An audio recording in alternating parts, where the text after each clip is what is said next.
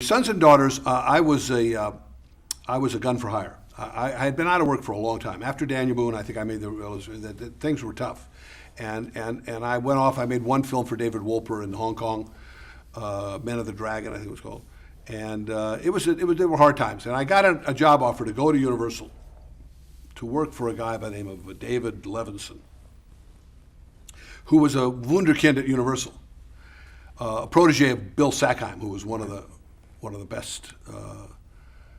best producers ever in television. And David had assembled quite an interesting group of people to work on this show. It's a little soap opera show about a bunch of kids from small town America who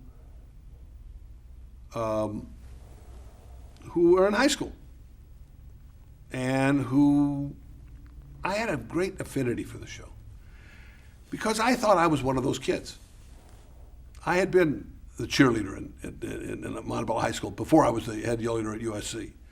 I had been popular. I was one of the, I was from the kind of a modest, close to the wrong side of the tracks, but not quite. But I knew the kids who were from the wrong side of the tracks, so to speak. And David was bad casting for this.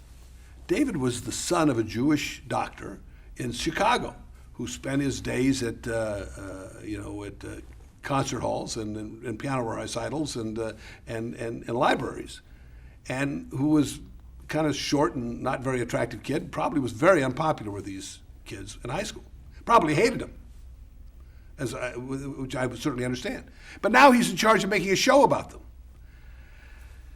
It was not a pleasant time. And I tried to speak up and tell him, what I knew, not only about television, but what I knew about the subject that we were dealing with. I felt very much identified with the kind of stories, the kind of people who would populate this series. I refer to it as my time of watching paint dry. I was there a very short time. David and I did not get along at all. And I encouraged him to fire me, which he did. And the show, I don't think, lasted more than a week or two on television, but I never saw a camera turn on it. I was gone long before any of that happened, and had made little or no contribution.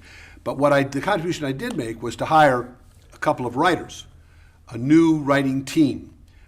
They weren't actually brand new, but they had never written for drama before. They had only written comedies. And the team was Barbara Avedon and Barbara Corday, who I met on that show. And it was on that show that Barbara Corday, there was a little something going on in the air when we met, and she called me up and asked me out on a date. I was single, although not uninvolved, but still single, and I guess I let it be known in the meeting that I was available. She had been recently divorced, and so that's where I met Barbara Corday, the woman who ultimately would teach me about feminism and introduce me to that cause and get me to think about something that would ultimately lead me to come up with the idea for Cagney and Lacey, which she and her partner wrote.